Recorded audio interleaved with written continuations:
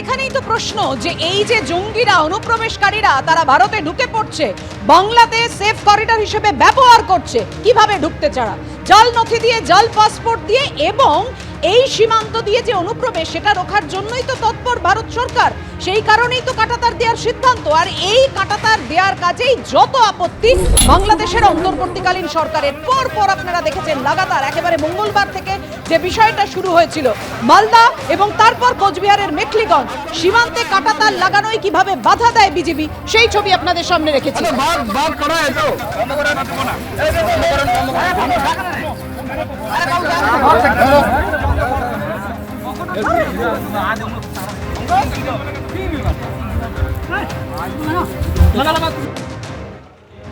এবার মালদার ছবি আপনাদের সামনে রেখেছি, গতকালকের ছবি, যেখানে সুখদেবপুরে একেবারে কাঁটাতার দিতে একই রকম ভাবে বাধা দেয় বিজেপি এবং বাংলাদেশের নাগরিকরা। তথ্য কি বলছে?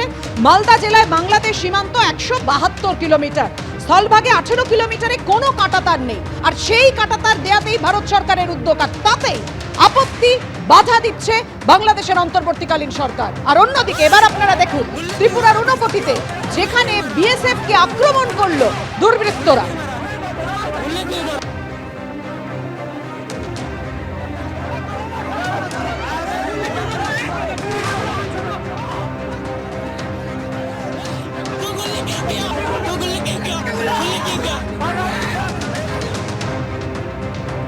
দেখলেন আপনারা ত্রিপুরার ঊনকোটি জেলার ছবিটা, কিভাবে বিএসএফ এর উপর আক্রমণ নেমে এসেছে। আজকে কোচবিহারের মেখলিগঞ্জের যে ছবিটা আপনাদের সঙ্গে দেখালাম, একেবারে বিএসএফ এবং বিজেপি রীতিমতো সংঘাত বেঁধে যায়। কি না, কাঁটাতার দেয়া যাবে না। কথা বলবো, আমাদের সঙ্গে রয়েছেন আমাদের প্রতিনিধি রাজা চট্টোপাধ্যায়। রাজা, কাঁটাতার দিলে তো অনুপ্রবেশ খুব সহজেই হবে, সে জঙ্গি হোক, মানুষ পাচার হোক, গরু পাচার হোক, সেইটা তো করতে দেয়া যাবে না। আর সেই কারণেই তো কাঁটাতার দিতে এত আপত্তি, তাই না? এইটাই তুমি যেটা বললে সেটাই সত্যি কথা, একদম যে বাস্তব কথা যেটা গ্রামবাসীরা বলছেন। যদি এই এলাকায় কাঁটাতারের বেড়া দেওয়া হয় তাহলে কিন্তু এই এলাকায় কিন্তু অনুপ্রবেশকারী বন্ধ ঢুকতে পারবে না, গরু পাচার বন্ধ করতে পারবে না, বন্ধ হয়ে যাবে। সেই কারণে আমরা দেখতে পাচ্ছি সকালে যখন এই গ্রামবাসীরাই এখানে যখন বিএসএফ এর উদ্যোগে কাঁটাতারের বেড়া লাগানো হয়, ঠিক সেই সময় কিন্তু বিজেপির পক্ষ থেকে তাদেরকে বাধা দেওয়া হয় যাতে কোনোভাবে এখানে কাঁটাতারের বেড়া না লাগাতে পারে। তারপর থেকে কিন্তু উত্তেজনা রয়েছে। এখনো কিন্তু বাংলাদেশের তরফ থেকে স্লোগান আসছে, ভারতের তরফ থেকে ভারত মাতা কি জয় স্লোগান দেওয়া হচ্ছে। গ্রামবাসীরা রীতিমতো আজকে কিছুটা খুশি, কারণ এত বছর ধরে এখানে কিন্তু কোনো কাঁটাতারের বেড়া ছিল না। আজকে কিন্তু কিছুটা কাঁটাতারের বেড়াতের কাজ কিন্তু তারা শুরু করতে পেরেছে। সেই কারণে কিন্তু আজ তারা কিছুটা স্বস্তির নিঃশ্বাস ফেলেছে যে বহুদিন যাবত এই এলাকায় গরু পাচার হচ্ছে, স্মাগলারিং হচ্ছে, অনুপ্রবেশকারী প্রবেশ করছে। সেই কারণে কিন্তু তারা আজকে কাঁটাতারে বেড়া লাগাতে গিয়ে তাদেরকে বচসার মুখে পড়তে হয়। পরবর্তীতে 3 বিঘা থেকে কিন্তু এখানে কিন্তু আধিকারিকরা এসে সেই বচসা সামলায়। পরবর্তীতে কিছুটা উত্তেজনার সৃষ্টি হয়, এখনো কিন্তু সেই উত্তেজনা রয়েছে। তুমি দেখতে পাচ্ছ সেই ছবি, গ্রামবাসীরা কিন্তু রীতিমতো স্লোগান দিচ্ছে এই এলাকায়। ভাবিয়া, একদমই, তুমি আমাদের সঙ্গে থাকো।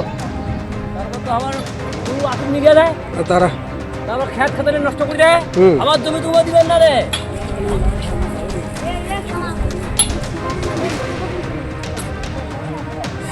हम लोग को नहीं बोलेगा तो हम करते रहेंगे।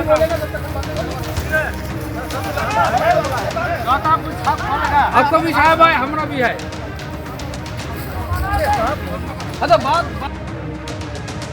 কট্টরপন্থীদের যুদ্ধের জিগির, এক সুরে ইউনুস, সীমান্তেও প্ররোচনা। এই সংঘাতের মধ্যেই মালদার বৈষ্ণবনগর সীমান্তে নতুন বাংকার বাংলাদেশের।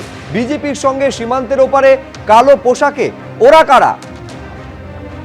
কাঁটাতার না থাকলে খোলা সীমান্তে কাঁটাতারে কি সুবিধে বাংলাদেশের? এখন এই কাঁটাতার না থাকার একটা সুবিধে হচ্ছে বাধাহীনভাবে অনুপ্রবেশ, চোরাচালান, এইটা বাংলাদেশের তরফে হতে পারে। সেই কারণে কি বারবার বাধা দেওয়া হচ্ছে, যে কারণে এই সুখদেবপুরে, মালদার বৈষ্ণবনগরের সীমান্তবর্তী এলাকা সুখদেবপুরে গত 24 ঘন্টাতে এখনো পর্যন্ত কাঁটাতার দেওয়া সম্ভব হলো না। বারে বারে বিজেপির তরফে বাধা দেওয়া, এবং সেই বাধা দেওয়ার কারণে এখনো পর্যন্ত উন্মুক্ত হয়ে রয়েছে এই সীমান্তবর্তী এলাকা। গতকাল আপনাদের সেই ছবি দেখিয়েছিলাম, আজকেও তুলে ধরেছেন আমাদের প্রতিনিধি সুকান্ত মুখোপাধ্যায়। সুখদেবপুর গ্রাম অর্থাৎ একেবারে সীমান্তবর্তী গ্রামের যে সীমানা রয়েছে, যা একেবারে বর্ডারকে মিশছে, সেইখানের যে দীর্ঘ 1 কিলোমিটার যে জায়গা রয়েছে সেটা কার্যত আনফেন্সিং বা অরক্ষিত অবস্থাতে রয়েছে। গত সোমবার থেকে ঠিক এই জায়গাতে যখনই বিএসএফ এর তরফে ফেন্সিং দেওয়ার কাজ শুরু হয়, কার্যত চরমে ওঠে সেই বিবাদ বিজিবির আপত্তির জেরে, যা একেবারে কার্যত মুখোমুখি সংঘাতে পরিণত হয় গত মঙ্গলবার। কিন্তু বুধবার দিনকে কাজ শুরু পরই বিজিবির আপত্তিতে এই যে গোটা চত্বর রয়েছে সেখানে কিন্তু কোনোভাবে ফেন্সিং দেওয়ার কাজ শুরু করা যায়নি। এবং ভৌগোলিক দিক থেকে এটি অত্যন্ত গুরুত্বপূর্ণ, তার কারণ দেখা যাচ্ছে এই যে বিরাট জমির অংশ, সেটা 6 মাস সেখানে চাষবাস হয়, কিন্তু বাকি 6 মাস এখানে পুরোটাই কিন্তু জলে ভর্তি থাকে।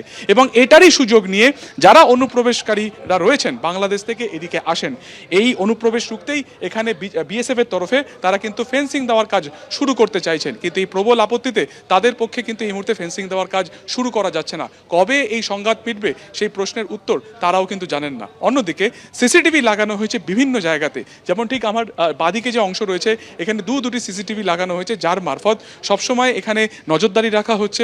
বিভিন্ন ক্যাম্প বাড়ানো হয়েছে, বিএসএফ এর যে নজরদারি শেষ 2 মাসে আরও বেশি করে বাড়ানো হয়েছে এই অনুপ্রবেশ রুখতে। সার্বিকভাবে প্রশ্ন একটাই, যে কবে ফেন্সিং দেওয়া যাবে, কবে পুরোটা সুরক্ষিত করা যাবে সুখদেবপুর গ্রামের এই যে একেবারে ভারত বর্ডার লাগোয়া যে গ্রাম রয়েছে সেখানকার সীমান্ত। ক্যামেরায় স্বপন মজুমদারের সঙ্গে সুকান্ত মুখোপাধ্যায়, এবিপি আনন্দ, বৈষ্ণবনগর।